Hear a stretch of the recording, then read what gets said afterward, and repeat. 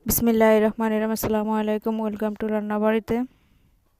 আজ তাল বেগুন ভাজি রেসিপি।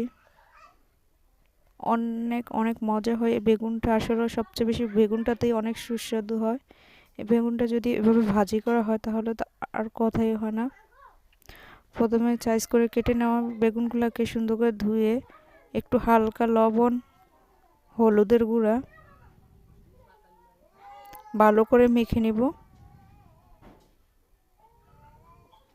মাখানো হয়ে গেলে এখন একটা কড়াইতে তেল দিয়ে এগুলোকে ভালো করে ভেজে নিতে হবে।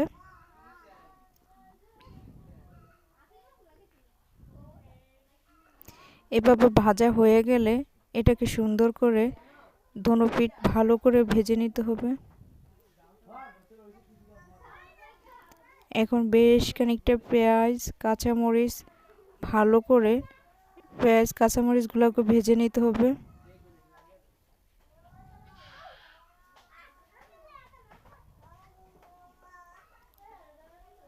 এখানে যত বেশি পেঁয়াজটা হবে তত বেশি সুস্বাদু হবে।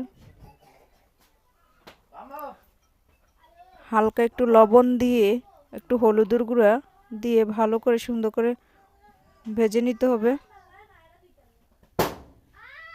ভাজা হয়ে গেলে উপর থেকে বেগুনগুলো দিয়ে হালকাভাবে নাড়াচাড়া করে নিতে হবে। অত বেশি নাড়াচাড়া করা যাবে না, কারণ বেগুন জিনিসটা খুবই নরম জিনিস, ভেঙে যাওয়ার সম্ভাবনা বেশি থাকে। এতক্ষণ রান্নাবাড়ির রেসিপি দেখার জন্য ধন্যবাদ। প্লিজ সাবস্ক্রাইব করে শেয়ার করো। উপর থেকে হালকা জিরার গুঁড়ো দিয়ে দিতে হবে।